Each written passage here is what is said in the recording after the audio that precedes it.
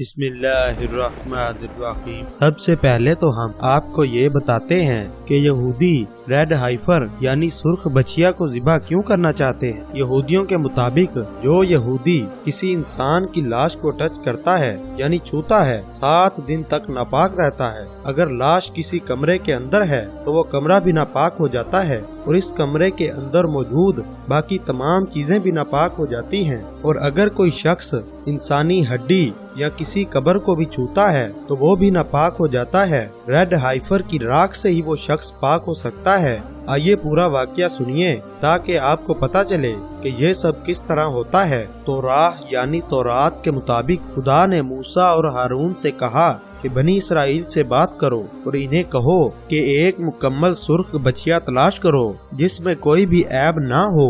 अब यहूदियों के मुताबिक ये ऐसी बछिया है जिससे कभी दूध ना निकाला गया हो और ना ही हामला हो और ना ही कभी कोई दूसरी गाय इससे टच हुई हो और ना ही कोई सफेद या काला बाल इसमें हो। और अगर सुर्ख रंग के अलावा इसमें कोई और बाल हुआ तो वो हाइफर रिजेक्ट हो जाएगी और उसकी कुर्बानी नहीं की जा सकती। अब यहूदियों के रब्बी एलिजर के मुताबिक इस हाइफर की उम्र 1 साल से ज्यादा ना हो, जबकि दूसरे रब्बियों के मुताबिक इसकी उम्र 2 साल भी हो सकती है। रब्बी एलिजर कहता है कि गाय सुर्ख और हामला हो तो भी इसकी कुर्बानी की जा सकती है और ये गाय किसी गैर यहूदी से खरीदी भी नहीं जा सकती, जबकि रब्बी सैजिद का कहना है कि ये गाय हामला ना हो और ये किसी गैर यहूदी से खरीदी भी जा सकती है। और वो यहाँ तक कहता है कि ये गाय इसराइल और इसराइल से बाहर से भी ला के कुर्बान की जा सकती है। जैसा अब होने जा रहा है, यहूदी गाय को जलाने से 7 दिन पहले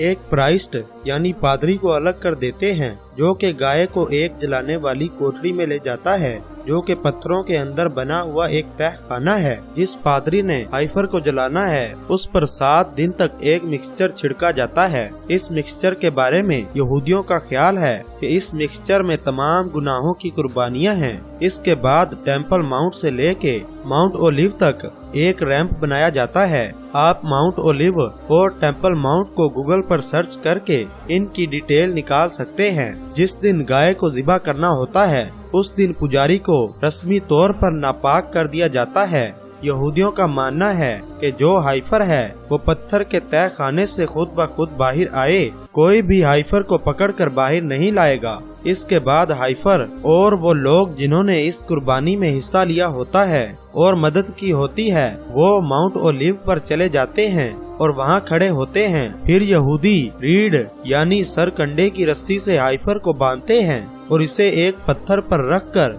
इसका चेहरा जनूब की तरफ कर देते हैं। और जिस पादरी ने हाइफर को ज़िबा करना होता है वो मशरिक की तरफ मुंह करके खड़ा होता है। जो प्राइस्ट या पादरी होता है वो अपने दाएं यानी सीधे हाथ से हाइफर को ज़िबा करता है और बाएं यानी उल्टे हाथ में उसका खून लेता है। फिर इस खून को अपने दाएं यानी सीधे हाथ में डालता है और छिड़कता है। फिर वो 7 मरतबा अपनी उंगलियों को खून में डुबोता है और अपनी मुकद्दस जगह की तरफ छिड़कता है। जब वो छिड़काव खत्म करता है तो अपने हाथ हाइफर के जिस्म पर फेरता है। इसके बाद यहूदी मुख्तलिफ किस्म की लकड़ियाँ जिनमें सिडार की लकड़ी, पाइन की लकड़ी, प्रेस की लकड़ी और फिग दरख्त की लकड़ी से एक मीनार की तरह का एक टावर बनाते हैं और इसमें से हवा गुजरने के लिए इसमें सुराख रखते हैं। फिर खजूर के दरख्त की खुश्क शाखों से इस मीनार के अंदर आग लगाई जाती है और ज़िबा किए गए हाइफर को इसमें डालकर जलाया जाता है। ये तमाम काम करने वाले प्राइस्ट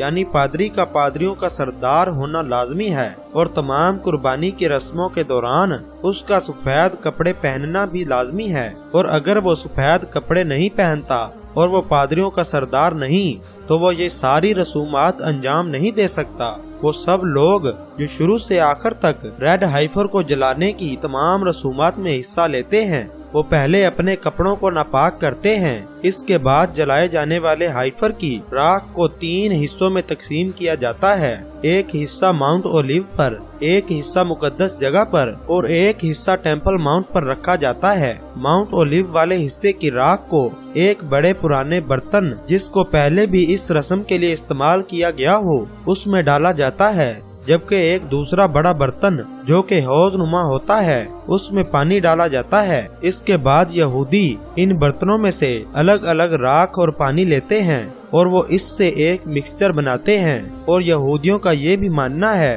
कि एक शख्स खुद के लिए ये मिक्सचर नहीं बना सकता बल्कि वो दूसरों के लिए मिक्सचर बनाएगा। अगर वो खुद के लिए मिक्सचर बनाता है तो वो इससे खुद को पाक नहीं कर सकता। इसके बाद वो इस मिक्सचर को खुद पर छिड़कते हैं जो कि किसी और ने इनके लिए तैयार किया होता है ताकि पाक साफ हो सके। जो प्राइस्ट होता है वो इस राख वाले मिक्सचर से नहाता है और अपने कपड़े धोता है ताकि पाक हो सके और वो शाम होने के बाद पाक हो जाता है। यानी अगर दिन में वो नहाया हो तो वो शाम के बाद ही पाक होगा। इसके अलावा यहूदियों का ये भी मानना है कि रेड हाइफर की कुर्बानी एक निशानी है जिससे उनके मसीहा यानी दज्जाल के आने का टाइम नजदीक है। इस वजह से भी यहूदी रेड हाइफर को ज़िबा करना चाहते हैं। शुक्र है कि अल्लाह ताला ने हमें मुसलमान बनाया है और अपने नबी सल्लल्लाहु ताला अलैहि वसल्लम के वसीले से हमें ये बेहतरीन दीन और किताब कुरान मजीद अता की है। फलस्तीन के मुसलमानों के लिए दुआ करें। तो उम्मीद करता हूँ कि आपको आज की वीडियो बहुत पसंद आई होगी। एक मर्तबा दुरूद पाक पढ़ लें, अपना बहुत सारा ख्याल रखें, दुआओं में याद रखें। अल्लाह हाफिज।